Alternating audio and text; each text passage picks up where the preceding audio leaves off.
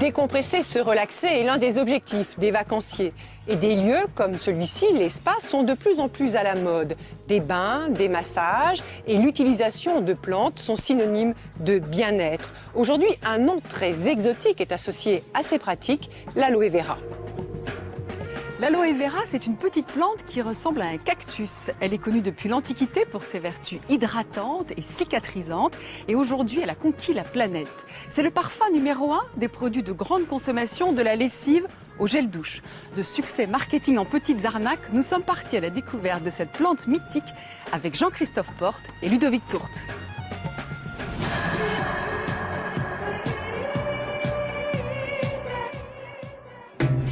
C'est un cours où l'on vient apprendre l'art et les techniques de relaxation. Et en matière de bien-être, il y a désormais une botte secrète que la vingtaine de stagiaires va bientôt découvrir. Ça, c'est une feuille de mon aloe. C'est John. C'est un morceau de John. Isabelle est naturopathe et dirige la formation. Et John, c'est son chouchou, une plante qu'elle découpe en morceaux et qui crée toujours la surprise. Ça, c'est le moment que je préfère du stage. Regarde comme c'est beau. C'est magnifique. Mais le plus étonnant, c'est l'intérieur de la plante. Ça a l'air assez gluant. C'est gluant, c'est frais, c'est vivant. Vous pouvez le mettre sur le visage, vous craignez rien. Vous pouvez faire comme ça sur le visage. L'aloe vera est réputée pour ses propriétés hydratantes, protectrices, et surtout ça répare la peau quand elle a été par exemple malmenée par le soleil, les coups de soleil, les choses comme ça aide à la cicatrisation. Donc c'est très rafraîchissant, donc quand il y a eu un coup de chaud, ça fait beaucoup de bien. Connue depuis l'Antiquité, l'aloe vera est subitement redevenue à la mode. Ludique, agréable à utiliser, elle compte désormais plusieurs millions d'amateurs dans son fan club. Toute la plante est intéressante. Elle est belle à montrer aux clients, elle est belle à présenter, elle est belle à manipuler, à utiliser. Lorsque l'on la découpe, elle est d'une transparence superbe. Le beau fait du bien. Donc tout dans la plante, il n'y a rien à jeter là, tout est bon à prendre. L'aloe vera, c'est une plante tropicale surgie du fond des temps. Son surnom, le docteur vert ou encore la plante de l'immortalité. Sur Internet, ses adeptes vont même jusqu'à lui prêter des vertus contre certaines maladies graves. Mais la plante est surtout miraculeuse pour le commerce. Depuis quelques années, elle a envahi tous les produits de consommation. Hygiène, bien-être, on en trouve partout. Alors que vaut vraiment l'aloe vera? Est-ce la plante miracle tant vantée ou le nouvel élixir des marchands de bien-être?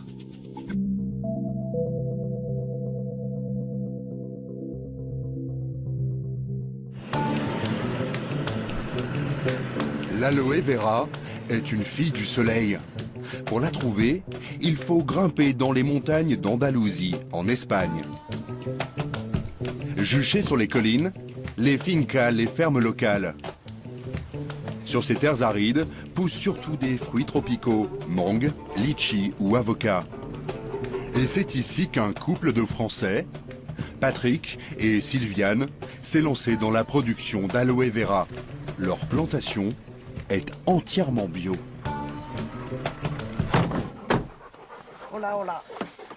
Les plants sont perchés à 800 mètres d'altitude, en pleine nature.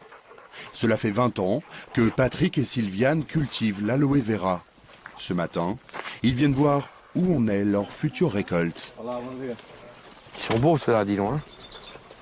Hein. Il y a des pépères là-dedans. On va vers la cueillette.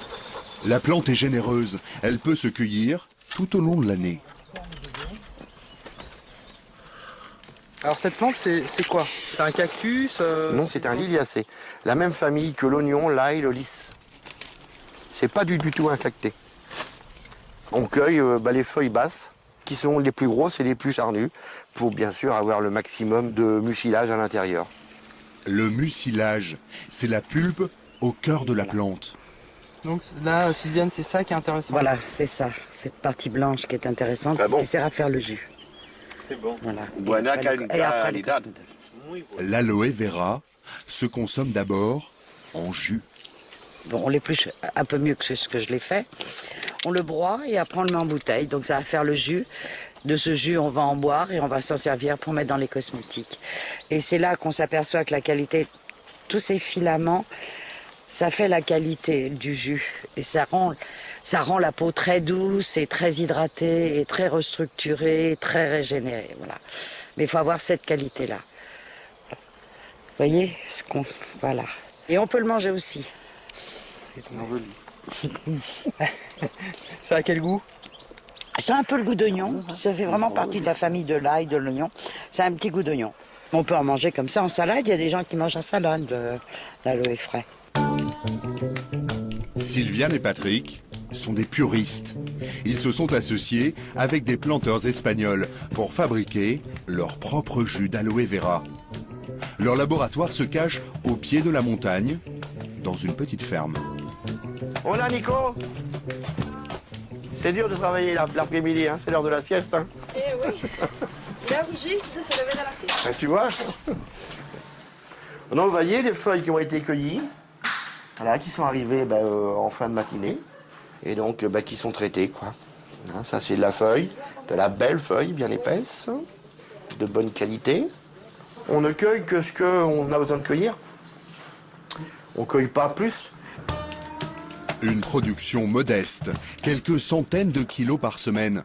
Tout est fait à la main, les feuilles sont brossées une à une, l'écorce enlevée, puis la pulpe est pressée.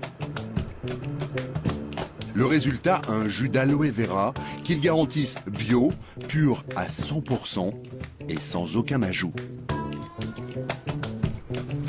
C'est le jus qu'on va boire ou celui qu'on va mettre dans notre cosmétique. Et vous voyez, c'est épais, c'est pas de l'eau, c'est pas liquide. Et si vous voulez toucher, c'est très doux. Touche, mais toucher. Touchez, allez voir. La production est ensuite expédiée en France. Au départ, le jus d'aloe se cantonnait à une poignée d'amateurs et aux boutiques bio. Mais aujourd'hui, il est devenu très tendance. Dans leur usine, Sylviane et Patrick fabriquent toute une gamme de cosmétiques à base d'aloe vera pur. Elle a bien la couleur du jus là pour le moment. Et en ce moment, ils tentent de mettre au point une nouvelle crème solaire. Car l'aloe est très efficace contre les coups de soleil. Le seul problème, c'est la petite odeur d'oignon. Très sort. 2 secondes après. Ça ressort. De quoi? L'aloe. Ah, pas tant que ça. Ah bah là, il ressort sur la peau de Patrice, il ressort bien. Il y aurait bien sûr un moyen de masquer cette odeur d'oignon.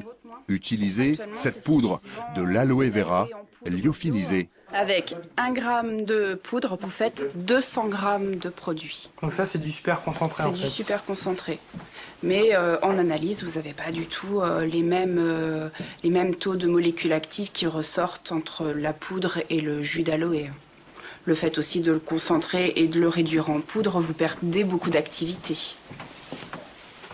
Patrick, lui, se refuse à utiliser ces poudres.